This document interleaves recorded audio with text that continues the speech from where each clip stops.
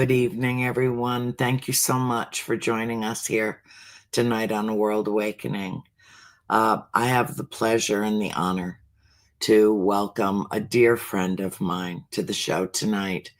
We know each other from the paranormal world, but it was really a different kind of a friendship and an immediate knowing that we were somehow being reunited. And I think that we met in person about probably 8 or 10 years ago. But once you spend some time with Jonathan, you will understand that there's a foreverness about him and a sweetness, a kindness, a compassion that is inspirational to me. And we've done a lot of different events together. We've been to a lot of different places together. We've spent a lot of time together at the farmhouse up in Rhode Island, and we have some stories to share. So, without further ado, allow me to welcome my friend and fellow paranormalist, Jonathan Altieri. Hello, darling. Hello. It's a pleasure to be here tonight. It's so good to see you. I mean, this is the best that I can do right now. You're having a snowstorm. I'm not going where you are. So there won't be any hugging or cuddling up or any of that until you frozen tundrites thaw out. And, and I'm ready to get back on a plane and go someplace and do something. So yeah, in the interim, why don't we just skip along that path that we have created and reminisce about some of the wonderful experiences that we've shared and some of the events that you've attended and you've compiled over the years, a great deal of evidence. To me, I don't consider myself a paranormal investigator. That feels kind of redundant to me. It's like I'm searching for something I already know exists. So, it's like, okay, I just kind of enjoy watching other people have Right. experiences. No, I really do. That's the part of what I do that I enjoy the most is watching other people have experiences that blow their minds wide open. hmm So, why don't you share with our audience tonight some of the things that you have experienced over the years that have changed you because of what these experiences have taught you? Well, where to start? Um, I want to say I had experiences like when I was a kid Yes. where I would see things like in my room at night. I would see like little different color lights, and how Barville is like the whole that whole town is Yeah, haunted. it is. And Burrowville is haunted. Yes. when my mom and dad built the house back in the 70s, um, I remember them telling me that they found like old boots in the ground when they were digging to build the basement in. Yeah. They found like those old stone walls, of course. There's all these artifacts they found, and I think that had something to do with like the activity in the house. I'm sure. And even though it's a new house, some people think that it's a brand new house, it can't be haunted. Oh, no, But that's not true at all. Not at all. That is, whatever house you're living in, I don't care if it was built 3 years ago or 300 years ago, it is sitting on ancient land. hmm Yep. exactly. And so I would see like different color lights. I would see um white lights with red lights in my room at night, Mm. and I'd be like this with the covers, like what's going on? Is there like a match, a duel? And but as I started getting older, things dwindled, Mhm. and I didn't see much happening anymore. But I was still interested in the paranormal, Mhm. and other things in my life were going on. I was just not paying much attention. And then back in 2014, I saw Rhode Island was having the Paracon, Yes. and that's where I met you. Yes. And So yeah, it has been about yep, 10 years. Yeah. yep, and I saw the Conjuring movie, and I heard your story, and I'm like, and this is my hometown. Like this happened. I didn't even know this. And after that, I was going to like the Paracons to see you like almost every year. Yeah. And then in 2016, there's another friend I know that I went to my first paranormal investigation with. Yeah. Went to this old museum in New Hampshire, and I was I was a newbie, so I was just using my cell phone camera and didn't have any equipment really. Mhm. Just going by, just sounds, Yeah, but you all and I both natural. know you are the best piece of equipment that you could have, using our own sensory perceptions, I Yep, find is much more. You don't need all the bells and whistles and the flashing lights. yep, Well, that's not it's one way to identify the presence of something, but hmm, not how you communicate. right. And like as far as like the electronic equipment stuff, yeah, we don't really need that. But I must admit though, I do love dowsing rods. I do love using dowsing rods. But and then let's see. After that, it was just the Rhode Island Paracon again. But the farmhouse is where I really got into the investigation. Mhm. So, and I remember when the first time going to visit there, um, I was like a little nervous, but that walking, didn't know what to expect. The energy of that house, walking into it. Mhm. But when I walked through that threshold, all I felt was love Yeah. coming from that inside of that house. Yeah. All I felt was love. I felt welcoming arms, and it wasn't like, oh, some people have that because of the movie. They have that like feeling like, oh, it's gonna be so negative, or it's gonna be like this and that. That couldn't be further from the truth. Mhm. And I that first time I investigated, I remember going upstairs and, to my surprise, hearing the little boy's voice, like clear as day, without recording or anything, just Mhm. out in the open. Mhm. And that's the little boy that interacted with April, correct? April, yeah. Yep. And I also remember going into the birthing room. Yes, the boarding Well, room, yep. yep. Well, I couldn't go in right away. It had this feeling of, It is a very, very heavy space. yep. It is. And it was And right off my bedroom. yeah, So, it was like literally a door away from where I slept. yep, And so, I heard over the 10 years that we lived there, there were many times that I heard things shuffling around in there, many times that I heard voices, crying babies. wow, I mean, there were, yeah, it was, that was just a normal part of, my paranormal world, living at yep. the farmhouse. But what did you experience? Cindy had a very bad experience in the boarding room, and so did Nancy. So I just avoided it like the plague. I mean, I just didn't even open that door. I had one experience I had in there was just in my mind.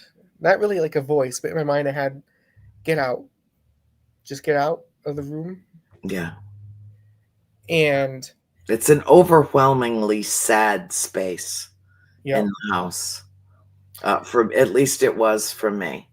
And anytime that I've stepped in there a few times since we moved. Um, and it feels like I immediately step into a bubble of I'm not it everything changes and I feel like I can't hear anything, like I've had a fishbowl put over my head mhm, and like uh very isolated. yes, yeah, and I don't know, I'm not comfortable in that space. I love the whole house, but I feel an intense sadness in that room.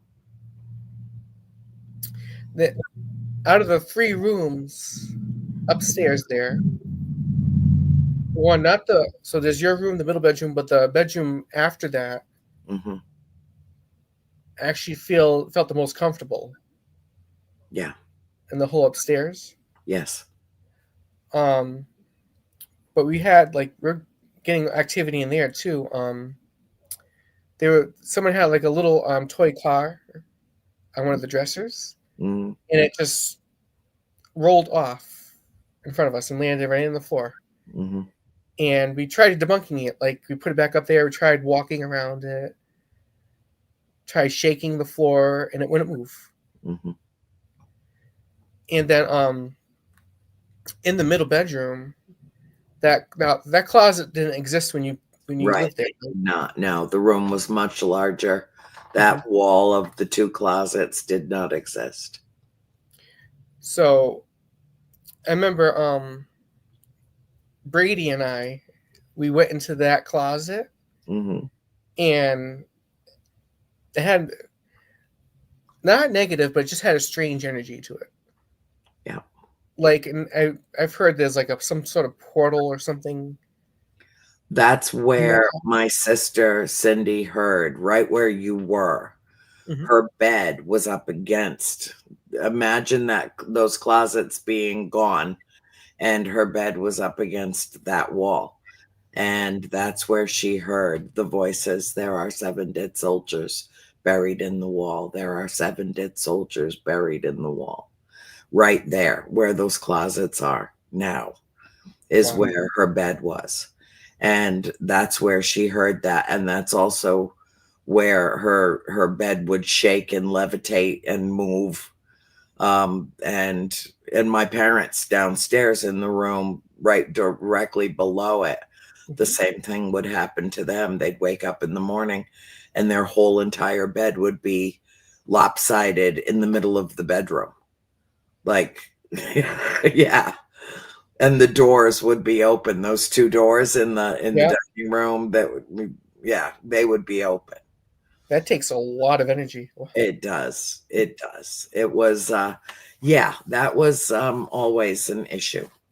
Um and to the point where my parents finally vacated that room and went and turned the summer kitchen into their bedroom just to get away from it because it wouldn't stop. Wow. It get, it's funny because like this I can there's certain areas of the house where I can even mention that there's some areas that felt uncomfortable and some that felt comfortable. Hmm. Um, the the room we were just talking about, that was your former parents' bedroom. Now Yes. the library, Right. that room itself has its own feel to it, It does. and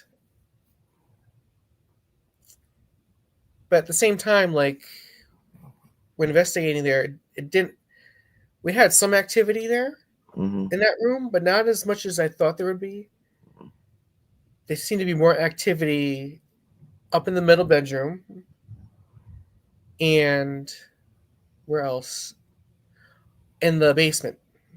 Yeah, The I was going to basement ask you area. how if you had any, recollections of being down in the cellar and different places in the cellar, Yep. because the energy is different. It runs the entire length of the house from the root cellar at one end all the way to, where the heating equipment is and the stairs that go up to the front foyer, Yep. and has two sets of stairs.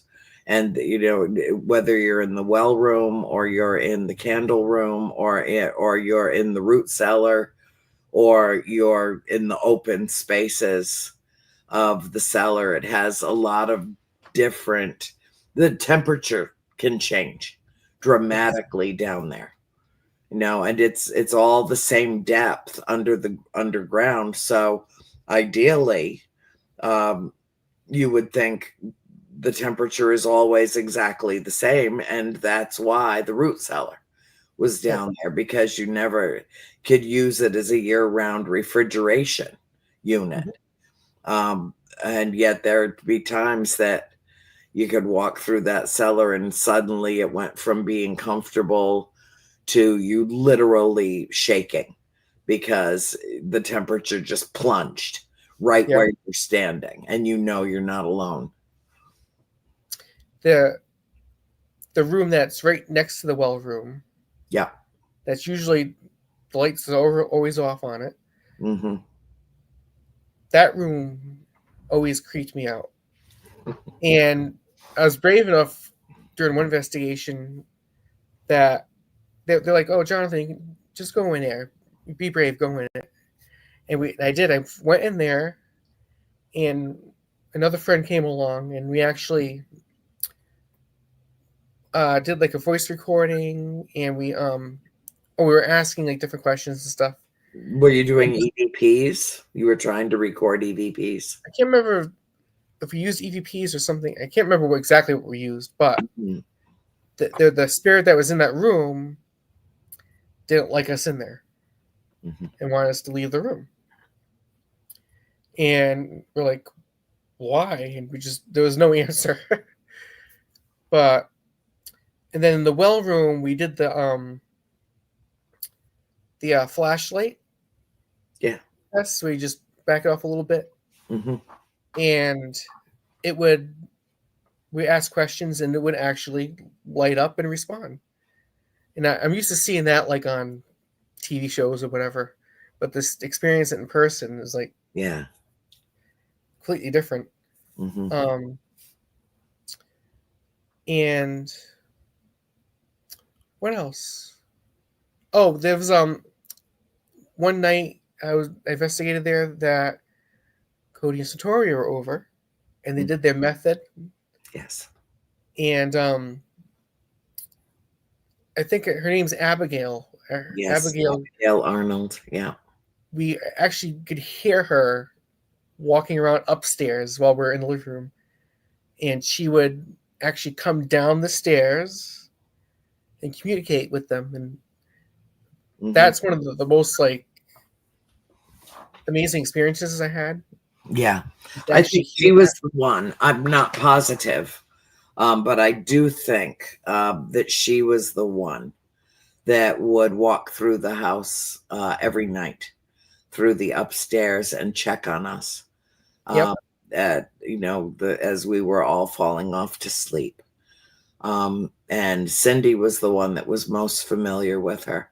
Hmm. And Abigail had a beautiful head of hair that she wore up.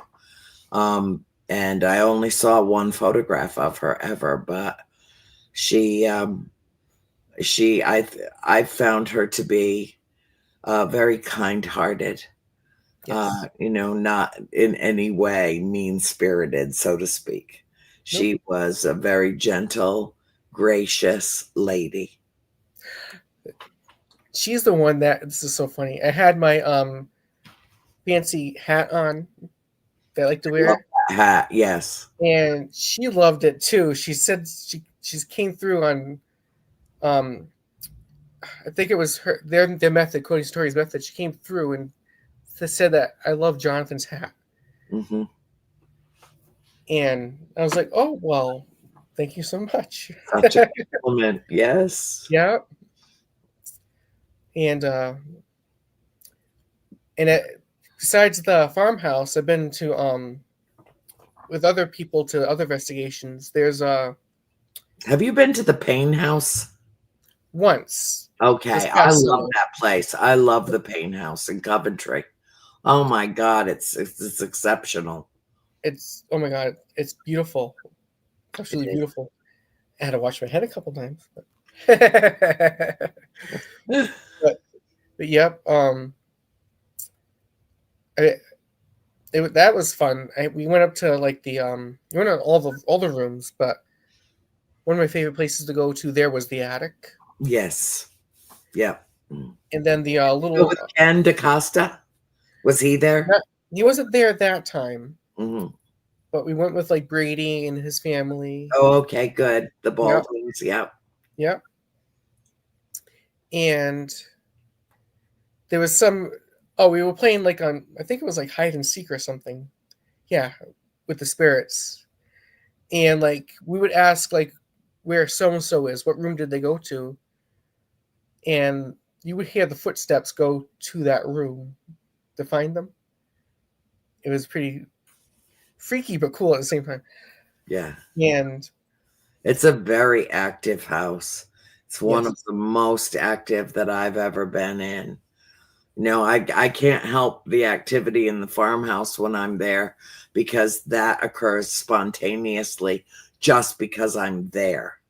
But when I've gone to other locations and been able to almost do a comparative analysis, yep. is this house more haunted than my childhood home was, or, whatever.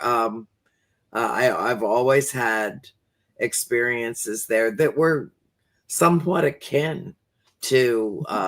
I think that spirits can only communicate in certain ways, and use water, use electricity, use Cody and Satori, I mean, there are just certain ways that they can break through. And they love and are fascinated with our electronics. Well, none Oh, of those things existed when we lived at the farm, so we had to use our own sensory perceptions. I think in all the years we lived there, I caught one spirit on film. One, wow.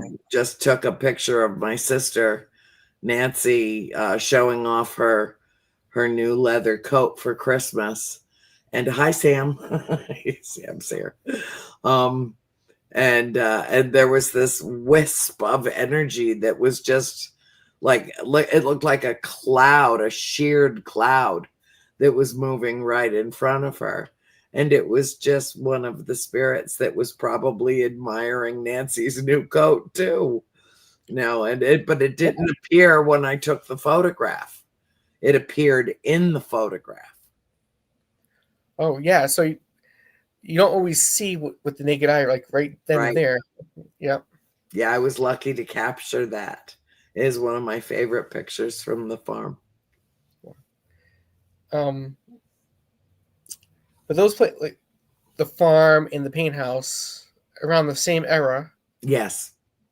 They have that wonderful, the feel of the time. Yes. It's hard to describe it, but I like Colonial. colonial times. Yep, Yep. I love it. I love it. Love it. And so twice this past in 2024, two times I went to Wilson Castle Uh-huh. with Monique too Yeah. soon, Yeah. and Oh, we love I'm like, Monique. Oh, we are loving us some Monique. I know. and I'm like, I'll take this 2 hour drive up. Yeah. Such a nice ride up there, and you get there and you go. It's a beautiful castle under renovation, Hmm. and you walk into these big doors, and it's you got a big you got the like a formal living room, Hmm. a couple like dining rooms. It's amazing, and uh, where to start with that one? Going the the main floor has activity. and the second floor does too, but that third floor had like the most activity, and they haven't like they're leaving it the third floor kind of like on a rough side, so they're Mm-hmm. not painting it or fixing the walls or anything. They're just letting it be like that. And there's a room that they have a coffin in it, and there's a long story to go with that, but that's the room like we like to go, all of us go into, and like have the like a REM pod on, or the live thing that plays the voices Yeah. as they come through. Mm-hmm. The And there's a echo box. yep. Yeah. And there's a bathroom right off the room that has this like, as mediums, as psychic Sam, I can't pronounce his last name, Petrusis or Beltrusis. Yeah. Beltrusis. He could see this. There's an elemental that likes to hang out in that bathroom, Mm-hmm. and has some sort of thing with like I think Monique, like tries to communicate with Monique a lot, Mm. and Monique actually went in there, and she was using different methods to try to communicate with it. And I'm like, I went and took a peek in the bathroom a couple times, like, and then, but I was like just outside the door, and I'm like, okay, what's going on? I was like so nervous because it's like it's not human, it's a Right. elemental. Right. Like, what's gonna happen, you know? Mm-hmm. And but there's a lot of activity in that castle, and there's also we went to the Emery estate over the summer also, I've not ever been there. and it reminds me again of the farm in the paint house. Mm-hmm. It has that era of colonial styling, Yeah. but it has its own uniqueness to it. It has one of the rooms has like a staircase that goes up to a tower, Yes. and you A can see out minaret. the tower. Yeah. You can see out the tower and see Boston in the distance. Wow. It's really cool. And that activity, there was activity in that house. We actually took turns going into in one of the bedrooms, one of the closets that's Mm-hmm. known to have some, likes to open up. It likes to that you hear different sounds in it. But we had an opportunity to go one at a time in the closet and like lock ourselves in it, Yeah. and in the dark, and just listen and feel. Mm-hmm. And I could have sworn I felt like a little hand on my shoulder, but I didn't like overreact to it or anything. I just let everything happen. Yeah. And there's also, they have like a cedar closet on one of the bedrooms on the other side Mm-hmm. that has like an awful like creepy feeling to it. Um, I've been to, besides that, there's been other places I've been to that I went to. In there's the Enfield House in Connecticut, Mm-hmm. in Haunted Enfield House. Now, this happened at Embry State, but it also happened at Enfield House. And my first night there, we were recording voices and playing them back. And one of the spirits just said my name. You hear Jonathan come right out. And I'm like, they know me already? Mm-hmm. I haven't even introduced myself yet. Mm-hmm. So it's they know. Oh yeah, they They know know. who you are. Like, Yeah, we had an incident, an incident uh, with Cody and Satori at the farm mhm, one night where the rapping just wouldn't stop. It wouldn't stop, and you know how polite Satori is, and mhm, she told him, "Okay, I cannot talk to you all at once. Choose one, and then let that one give me the message." And I was just sitting on the sofa, not um, just waiting to see what would happen that night. And they tapped out my name. Well, AND. And Satori said, "So this message is for Andrea." Yes. And then they spelled out 4 words: "We miss your family." I was blown away. I was blown away. I just sat there and cried. I mean, I felt like saying, "Oh, yeah, sure, you don't have anybody to torment," but Yep. of course you miss us. We're we an interesting group of 7 people. Yep. Yep. I remember watching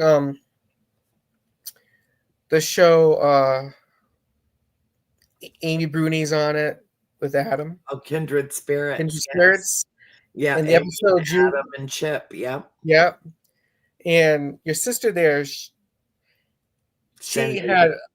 she was uncomfortable. She had an uncomfortable experience. Yes, she Yep. she won't ever go back. Mm-hmm. Yeah, she had a bad experience during the filming. And they wouldn't leave her alone.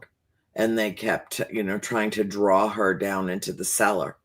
And she said, no, no, Nope. no. You could see that if you go back and you look at that episode, you can see at one point the camera is on her and you can see her just Yep. like shaking her, like telling them, no, like, leave me alone, leave me, stop this, leave me. She was trying to be engaged with Chip and trying to, be involved in the conversation around the table. And she was being harassed. And then we went after the shoot, we went back to the hotel room. Everything was fine. We left early in the morning to fly back. And by the time she got home, there was a massive, like a huge, like softball sized bruise on the back of her thigh. And Wow. she had taken a punch in like the kidney area too. And she was sick. She was so sick. It was like spiritual malfeasance, I mean, They wouldn't take no for an answer. they wouldn't take no for an answer, and they tormented her. And she said, "That's it. Don't ever ask me again. Please don't ever ask me again to go back to the farm. That was the last time I will ever go."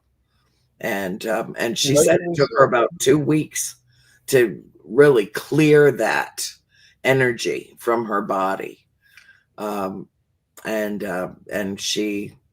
And I won't ever ask her again. I mean, it was, as she's not big on getting in front of the cameras, she's like, "No, you go do that. You go do that. You know the story. You go tell the story. I would like to have a normal life, please. Thank you very much."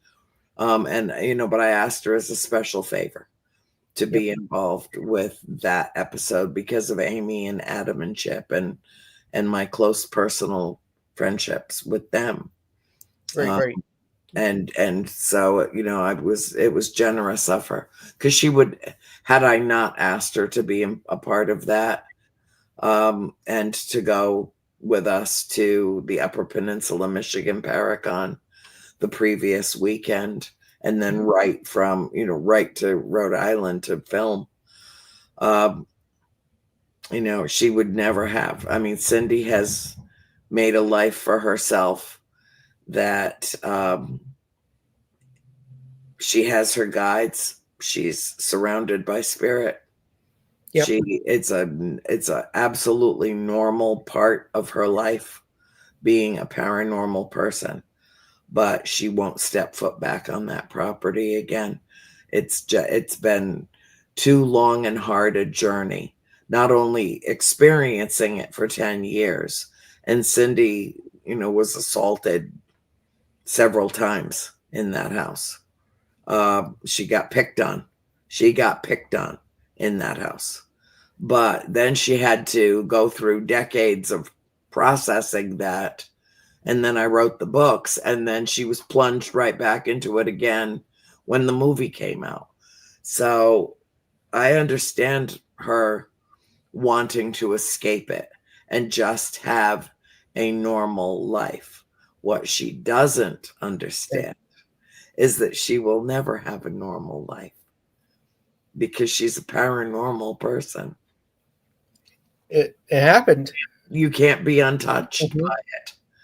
It's the same thing like, have I ever done your third eye for you where I open up your, have I done Yes, it for we were you? at the casino. You did That's it then, yes. but it's still a work in like I haven't mastered or really used it. Hmm. It's a work in progress. So, Yeah. Yeah. Well, that's, the first thing I tell everybody is just be sure mhm. that you're ready because I can't undo it. I can do it. I Yeah. can't undo it. And to be very honest, lately, I, the last I can't you wait know to hear this. last couple of weeks, just sitting here in my room, after a long day of work, I'm tired. Just want to lay down, go on my computer, watch TV, whatever. Mm, And I have been seeing. I, I I'm telling myself, am I going loopy? Because I've been seeing quick movements out of the corner of my eye in my room here. mhm. All of a sudden, you just see like a wisp of Wow. go right by, and I have to second guess, like, nah, am I just tired, or am I just is somebody visiting? Yeah. Because I have like family and friends that have passed on that I know must come and visit, Yeah. and they're showing themselves. But I'm seeing it more lately after Mhm. everything going in the world that's been going on too. Yeah. There's like a higher activity going on. Yeah, there is a higher level of activity, and, I was just talking to, Deb DeRoos about that this morning, about how I feel. I'm getting a lot of downloads, I'm getting a lot of sightings, I'm getting a lot of the same thing with the just like that fast, and you can see movement, peripherally or whatever. I'm feeling very much not alone, Yep, is what that's exactly I it. guess is the best way to put it, because I don't know who or what it is. I just know that it is.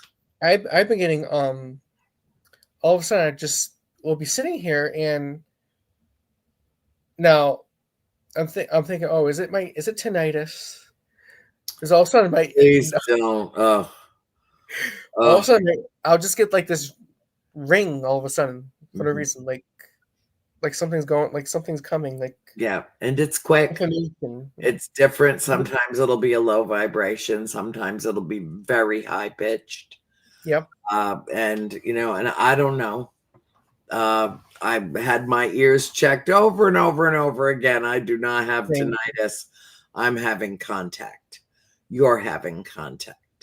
Yes, And I think that most people who go to an ENT to find out why their ears are ringing and get a prescription that doesn't work is because they don't have tinnitus either. They're being contacted. They're and then that wasting money on the medication, like, Yeah, you and know, it'll take longer than I will be alive yep, for humanity to understand that we are in constant contact, yes, constant connection. We're all tapped into the same greater consciousness. And there's where a lot of that, it's why telepathy hmm is is what it is.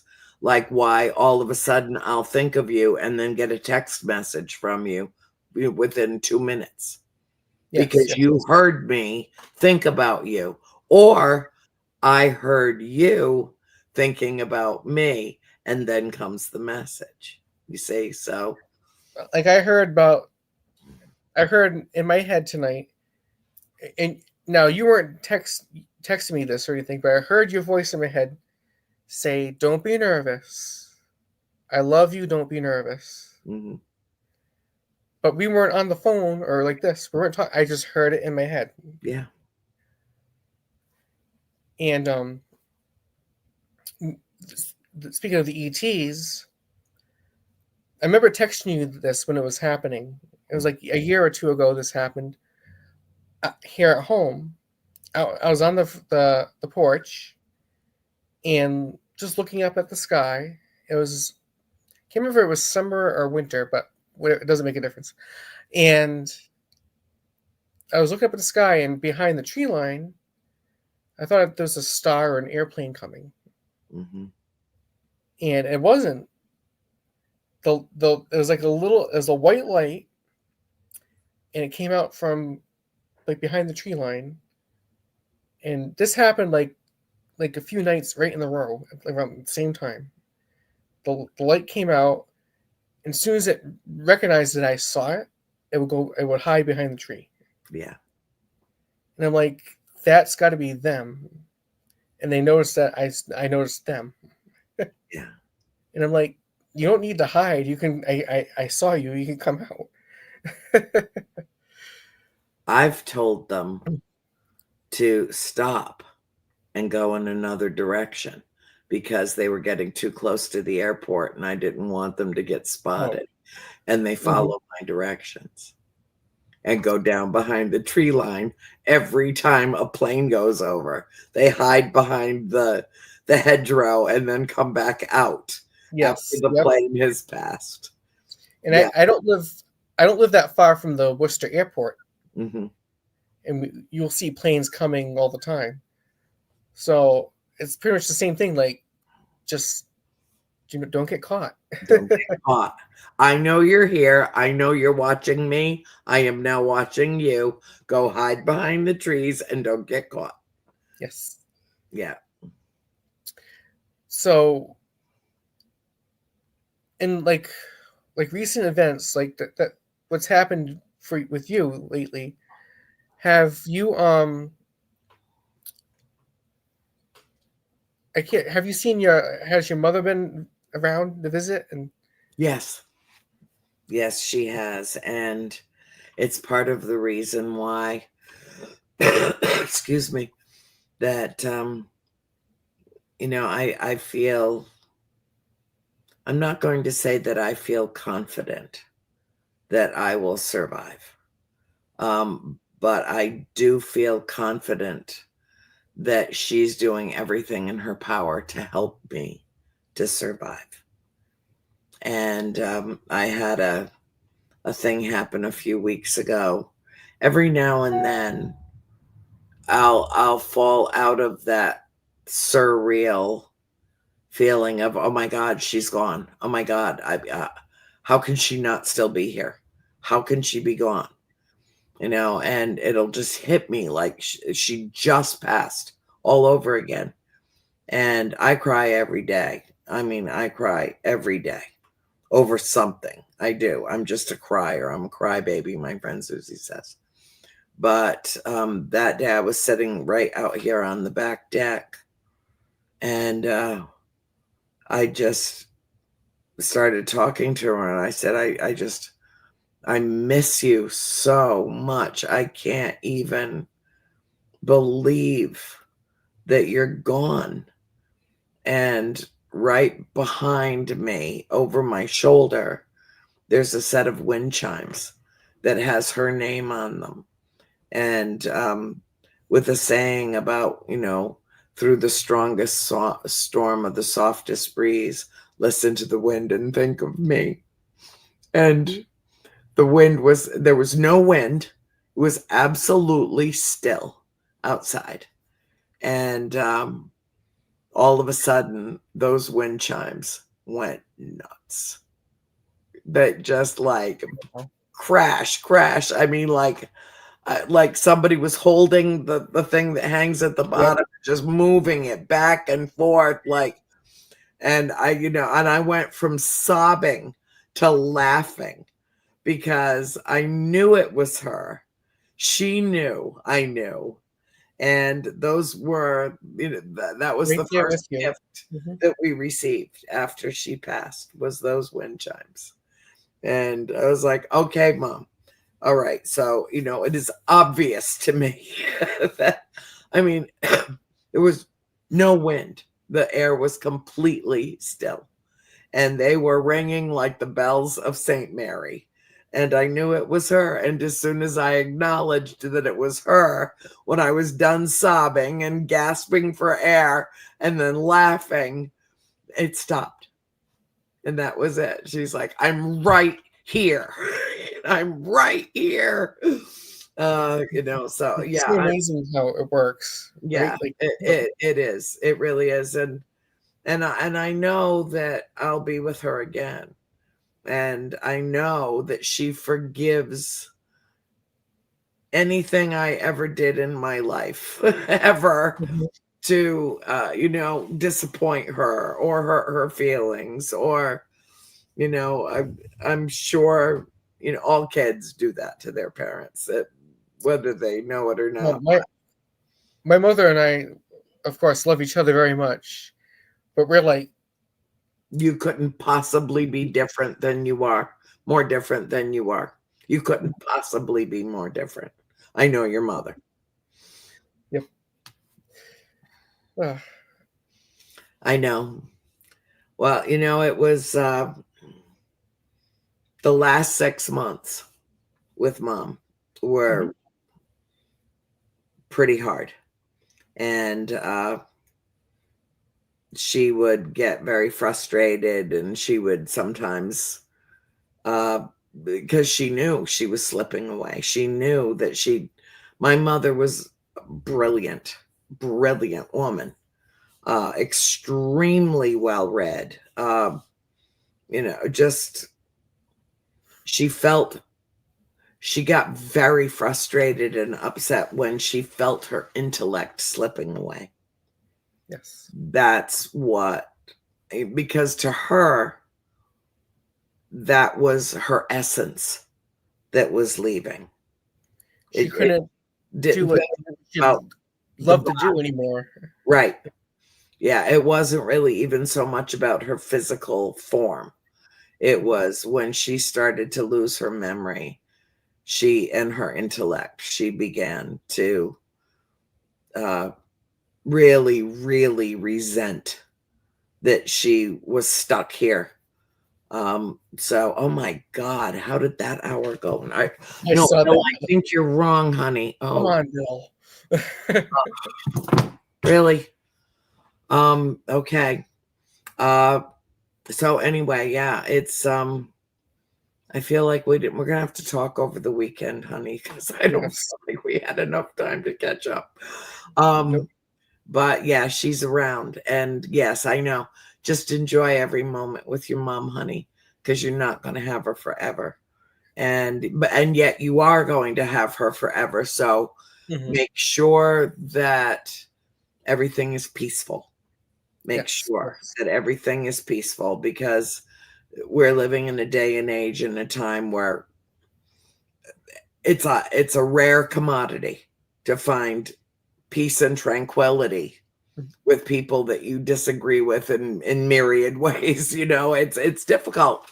It's Oh, like difficult, and she's stubborn, and my mom was stubborn too. So I get it. I absolutely understand. in the world today, like you can't say anything on social media without somebody snapping at you. It's like, Yeah. Oh no, I avoid it like the Black Plague of yes, Europe. Yeah, it's really toxic, and I don't want to be in that environment. And nope, I'm frankly, as you well know, am not allowing anybody or anything that energy. into my world that has any kind of negativity associated with it, even associated with it, It's like because I stay because the it's F not away. right. It is not a Mhm. self-loving act Yep. to jump into a toxic pool and swim around with toxic people. It's just not. I mean, I think you can love everybody, but some people you have to kind of love at a safe distance, Yeah, you know? I I And know that there's and people that I'm very cordial with them, yeah, and that's it. and that's it. Yeah. Yeah. Mhm.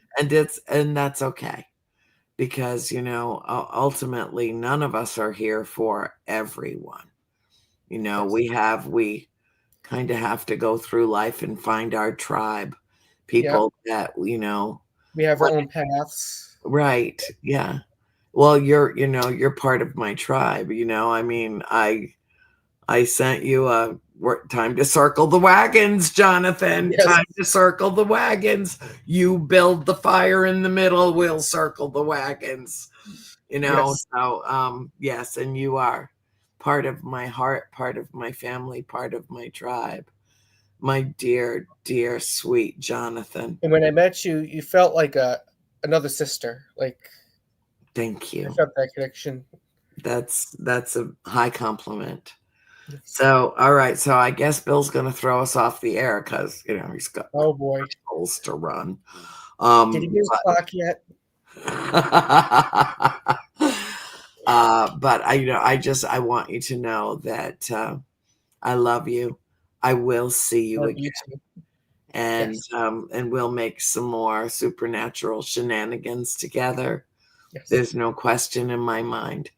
And I want to thank everybody that joined us tonight on A World Awakening. We know there are a billion other things for you to watch, and you came to be with us. And so Yes. that matters to both of us. And from our hearts and with eyes wide open, look up, stare at the sky, be the beacon of light, and be the light that you seek. Thank you all for joining us tonight. Love you so much.